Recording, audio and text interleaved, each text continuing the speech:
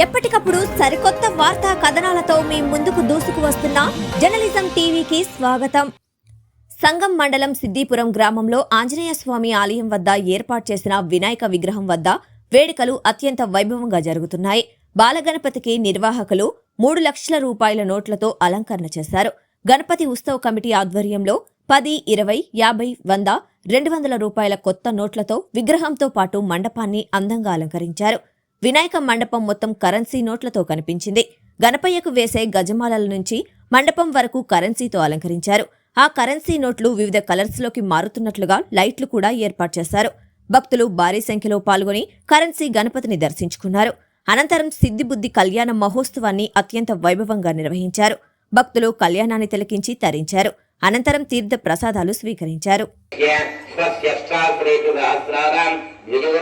సనందన సనత్కుమార నారదాది ముఖ్యమునీనాం పుణ్యభూమి గృహానాం స్వలగ్నే కావగాన లక్ష్మీనారాయణ స్వరూప కన్నకభూషణం మృగధరం వందే పశూనాం మంగళానాం గ్రహానాం అత్యంత ఆనుకూల్య అరాయణ స్వరూప ధ్యాన సావధాన.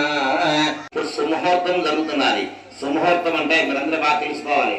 శాస్త్రము ధర్మము భార్యాభర్తలిద్దరూ కూడా ఒకరి మనసు ఒకరు అర్థం చేసుకుంటేనే చెప్పడం లేదు.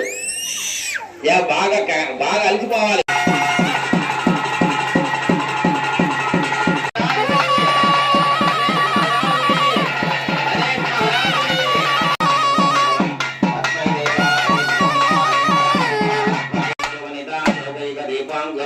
ఇప్పుడు అమ్మవారి నమోస్తుతే శుద్ధలక్ష్మి